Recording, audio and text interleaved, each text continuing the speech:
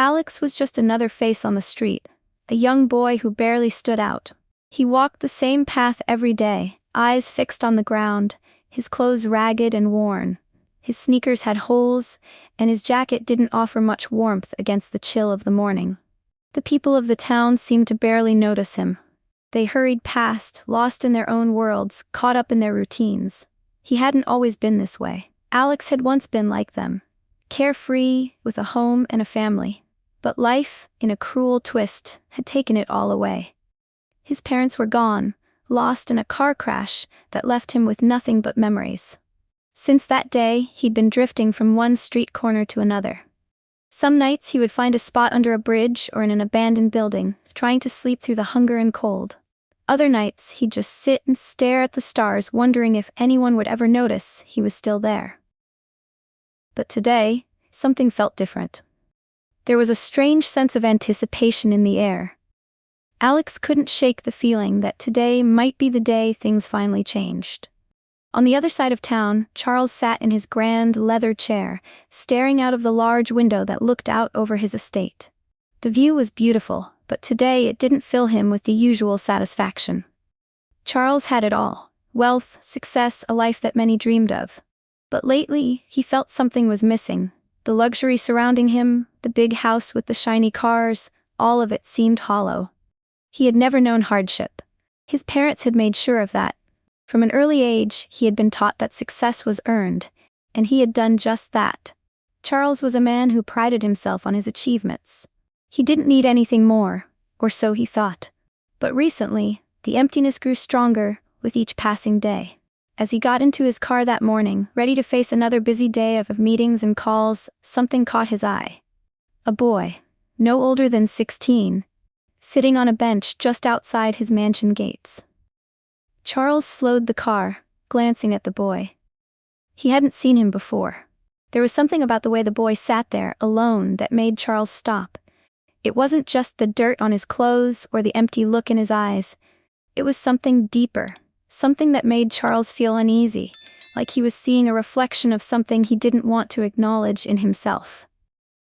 Without a second thought, Charles parked the car and stepped out. He made his way over to the bench where the boy sat, unsure of why he was drawn to him. Charles approached the boy slowly, trying not to startle him. Alex didn't seem to notice him at first. His head was down, his eyes fixed on the ground. Charles cleared his throat softly, causing Alex to look up, his expression guarded, almost wary. "Hey there," Charles said, his voice calm and warm. "You look like you could use something to eat." Alex blinked, surprised by the offer. For a moment, he said nothing. No one had ever spoken to him like this before. Not with kindness, not without the usual pity or indifference. He glanced around, wondering if Charles was talking to someone else, but it was clear he wasn't. "Are you talking to me?" Alex asked, his voice barely above a whisper. "Yeah," Charles nodded. "I noticed you sitting here alone. You hungry?" Alex hesitated. "I'm fine." Charles smiled gently, sitting down beside him. "You don't have to be fine, you know. It's okay to need help sometimes." Alex was taken aback. People didn't say things like that to him. They avoided him, or worse, looked right through him. He wasn't used to kindness, not this kind anyway. I'm not asking for anything," Alex mumbled. "I'm fine, really." But Charles didn't seem bothered by his reluctance. Instead, he took out a sandwich from his bag and offered it to Alex. "Take it, please. No strings attached. You don't have to talk to me if you don't want to. I just want to help." Alex looked at the sandwich for a moment, then up at Charles, trying to read him. But there was something in his eyes that made him pause. It wasn't pity or judgment, it was something else, something human. With a sigh, Alex finally took the sandwich. "Thanks." Charles smiled, relief flooding his face. They sat in silence for a while as Alex ate, both of them staring off into the distance. The world around them seemed to fade away. In that moment, it felt like nothing else mattered. "So what's your name?" Charles asked after a while, his voice casual, like they were old friends.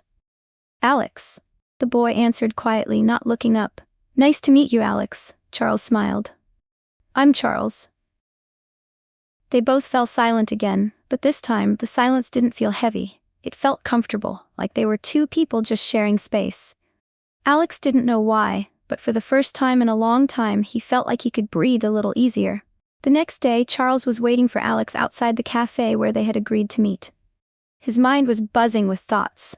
He couldn't just walk away after offering that sandwich. He had seen something in Alex, a quiet desperation, a brokenness that made him want to do more. When Alex arrived, he looked a little different.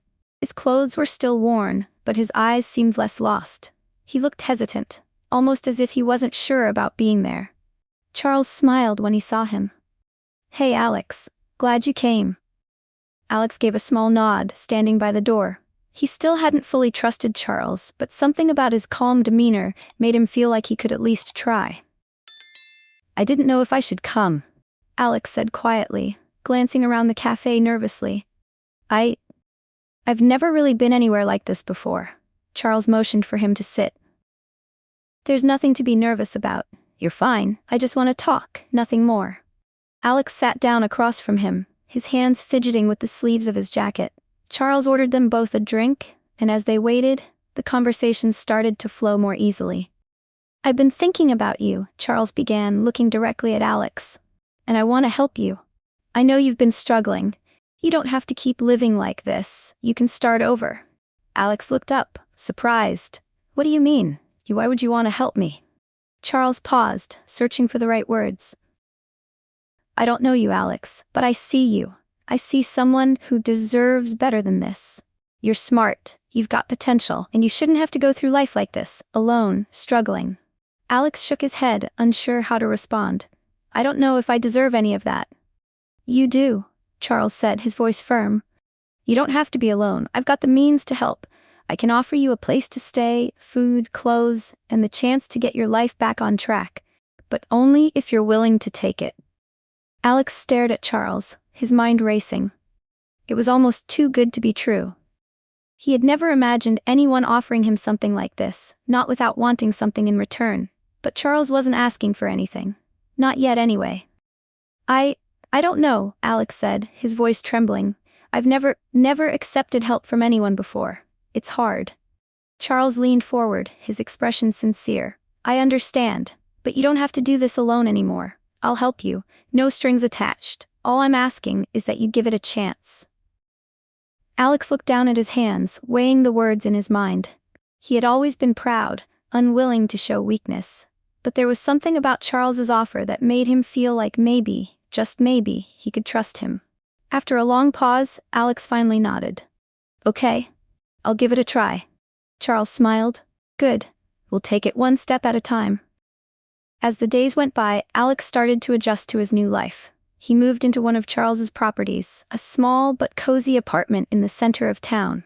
It wasn't much, but it was more than Alex had ever known. He had a bed to sleep in, clean clothes to wear, and food on the table every day. For the first time in a long time, he didn't have to worry about where his next meal would come from. Charles arranged for Alex to enroll in school again, and Alex, though nervous at first, started to attend classes. He struggled at times, especially with the work that had piled up from missing so much school, but Charles was patient, helping him with his studies whenever he needed it. Slowly, Alex began to regain his confidence. The weight of the past seemed a little lighter, and with each passing day, he started to feel like he could finally have a future again. But as Alex's life improved, something else was happening in the town. Word of Charles's generosity spread quickly. People started whispering in the streets, in the shops, at the cafes. The gossip was all over town. "Did you hear about Charles?" one person would say. "He's helping a homeless kid. It's so kind of him, don't you think?" Others were more skeptical. "I don't know, it seems a bit strange. Why is he helping that boy? What's in it for him?" The whispers grew louder, and soon, the town was divided. Some praised Charles for his selflessness, while others suspected he was doing it for personal gain. They couldn't believe that someone as wealthy and successful as Charles would help a homeless teen without expecting something in return. "It's too good to be true," one woman said as she sipped her coffee at the local diner. "What's he after? There has to be a reason." Charles began to feel the tension, though he didn't let it show. He had expected some reaction from the town, but not this. He tried to ignore the rumors, focusing on helping Alex. But the gossip didn't stop. It only grew louder with each passing day. One evening, as Charles and Alex were leaving the cafe, a group of people on the street stopped them. They were curious, asking questions that were more pointed than polite. "Why are you really doing this, Charles?" one man asked. "What do you want from him?" Charles was taken aback by the directness, but he kept his composure. "I'm helping Alex because he deserves it. No other reason." The man didn't look convinced. "You expect us to believe that? There's gotta be more to it. You're rich. Why do you care about a kid like him?" The words stung, but Charles didn't let them get to him. Instead, he turned to Alex, who was standing quietly beside him, looking uncomfortable. "It's fine," Charles said, his voice steady. "Let them talk." But as they walked away, Alex felt the weight of the situation on his shoulders. The more the town whispered, the more guilty he felt. Maybe Charles wasn't doing this out of kindness. Maybe there was some hidden motive, something he wasn't seeing. Alex started to pull away, uncertain about the intentions of the man who had given him everything. The pressure of the town's gossip began to seep into his thoughts, and he started questioning everything he had been told. Was he just a project for Charles? A way to make himself look good? The cracks began to form in the trust that had been building between them. Alex didn't know what to think anymore. The kindness Charles had shown him now seemed tainted by the rumors that were swirling around them. The town's gossip only intensified, and Alex found it harder and harder to ignore the whispers. Everywhere he went, people were talking. He overheard comments at the grocery store, in the park, and even at school. Some people still praised Charles, but more and more were questioning his motives. Alex could feel the judgment weighing on him. It wasn't just about the town anymore, it was about his place in it. One evening, Charles invited the whole town to a gathering at his mansion. The grand ballroom was filled with people, and Alex felt out of place among the guests in their fine clothes and expensive jewelry. Charles noticed his discomfort and gently placed a hand on his shoulder. "Relax," Charles said with a reassuring smile. "This isn't about impressing anyone.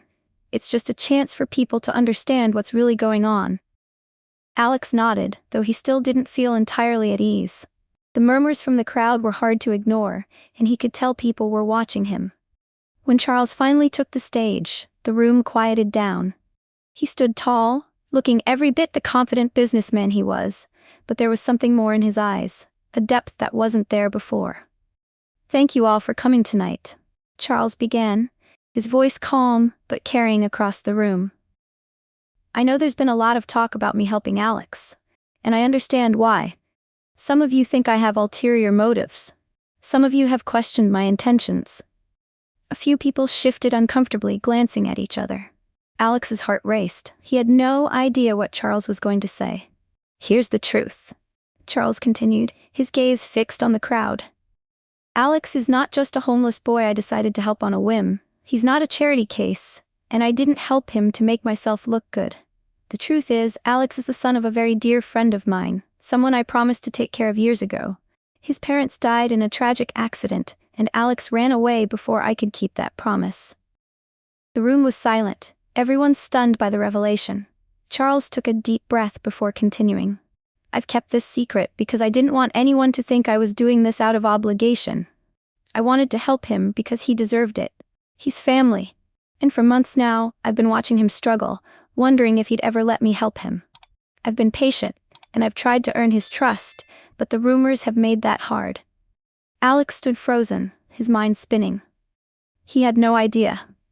All this time, Charles had been quietly fulfilling a promise made long ago. The people around him had no clue about the connection between him and Charles. They didn't know that this wasn't just about helping a stranger. It was about keeping a vow to a friend who was no longer around. The murmurs started again, but this time they were different. The town's skepticism had turned to something else, understanding. People exchanged glances, some ashamed, others moved by the revelation. Alex's chest tightened. He felt a mix of emotions, relief, guilt, confusion. He had been so quick to doubt Charles, to let the rumors cloud his judgment, and now the truth was out. There was no agenda, no hidden motive, just a man trying to fulfill a promise he made to someone he cared about. Charles stepped down from the stage and walked over to Alex, his expression soft, He didn't say anything at first, just looked at him with those kind, steady eyes. Alex felt his throat tighten as he met Charles's gaze. "I'm sorry," Alex whispered, his voice barely audible. "I didn't know." Charles smiled gently, placing a hand on Alex's shoulder. "It's okay, Alex. I understand, you don't have to apologize. I just want you to know that I'm here for you, no matter what." The crowd had begun to disperse, and Alex noticed that the looks people were giving him were different now. Kind, warm, even apologetic. The judgment that had once followed him everywhere had faded, replaced by something else: respect. In the days that followed the event at Charles's mansion, the town's atmosphere shifted. The gossip and suspicion slowly faded, replaced by a new sense of understanding. People began to see Charles not as a man with hidden motives, but as someone who had quietly kept a promise to a lost friend. They began to see Alex not as a troubled homeless boy, but as the son of someone they had known. Someone they could never forget. Alex felt the change too. The weight he had carried for so long, the weight of judgment and pity, began to lift. He started to feel like he belonged. The people who once passed him by now smiled at him when they saw him on the street. Some even stopped to chat with him, asking how he was doing or offering help in small ways. It was a far cry from the cold indifference he had once known. At school, things began to improve as well. His classmates no longer looked at him with curiosity or judgment. They treated him like any other student. Alex was starting to make friends, people who didn't see his past, but who saw him for who he was now. But the biggest change was in his relationship with Charles. The bond between them deepened, no longer just one of a man helping a boy. It had become something more: family. Charles had given him a second chance, but Alex had also given himself a chance to start fresh. With Charles's support, Alex began to open up about his past, his fears, and his dreams for the future. And Charles listened, no judgment, just understanding.